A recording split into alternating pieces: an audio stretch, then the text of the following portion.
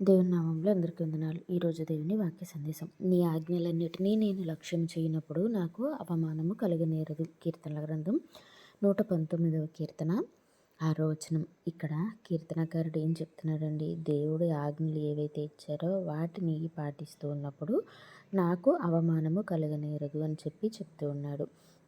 ఈ సంవత్సరం గడిచిన సంవత్సరం అంతా మనం ఎన్నో అవమానాల్ని ఎదుర్కొని ఉండొచ్చు, ఎన్నో కష్టాలను ఎదుర్కొని ఉండొచ్చు, ఎన్నో శోధనలు నష్టాలు ఎదుర్కొని ఉండొచ్చు. మనం దీనిలో లాభం పొందుతాం, లేకపోతే ఇది మనకి దీవెనగా ఉంటుంది అనుకున్న ప్రతిదీ కూడా మనకి తిరిగి నష్టమే కలిగించి ఉండొచ్చు, లేకపోతే మనం చాలా కోల్పోయి ఉండొచ్చు. అయితే వాటన్నిటికీ ఒక కారణం ఏమిటి అంటే దేవుడి ఆజ్ఞల్ని మనం లక్ష్యం చేయకపోవడం, దేవుడు నడవమన్న దారిలో మనం నడవకపోవడం.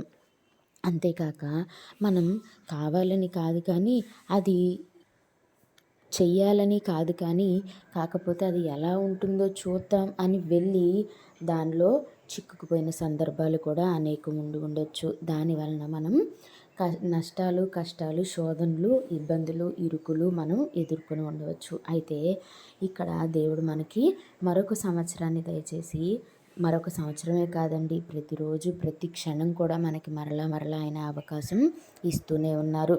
ఆయన ఎంతలా అంటే ప్రతి క్షణం మన కొరకు విజ్ఞాపన చేస్తూ మన ఆయుష్ను పొడిగిస్తూ వస్తున్నారు. మరి దేవుడు మనకిచ్చిన అవకాశాన్ని మనం సద్వినియోగం చేసుకోవాలి అంటే మనం ఏం చేయాలి? దేవుడు చెప్పిన ఆజ్ఞలన్నిటినీ, ఆయన చెప్పిన మార్గంలో మనం నడవగలిగితే గనక మనం కోల్పోయిన ప్రతిదీ కూడా దేవుడు మనకి తిరిగి ఇవ్వగలరు. ఒక వాక్యం ఉంటుంది కదా, మీరు కోల్పోయినవన్నీ ఏదైతే ఉందో దానికన్నా రెట్టింపుగా దేవుడు మరి మనకి ఇవ్వగలడు. అలాగే మనం గనక చూసినట్లయితే దావీదు గురించి కూడా చెప్తూ ఒక సందర్భంలో దావీదు సమస్తమును తిరిగి సంపాదించుకొనను అని ఉంటుంది.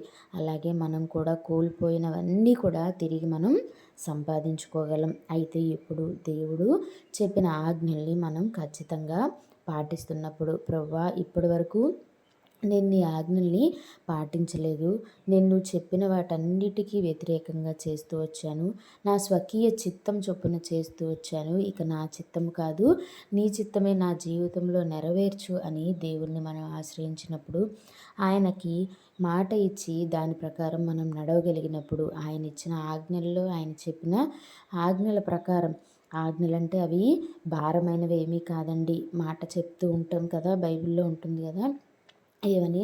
దేవుడిచ్చు ఆజ్ఞలు ఎంతో సులువైనవి, భారమైనవి కావు అని ఉంటుంది. ఏం చెప్తారండి? దేవుడు మంచిగా ఉండమని చెప్తారు, అందరినీ ప్రేమించమని చెప్తారు కదా.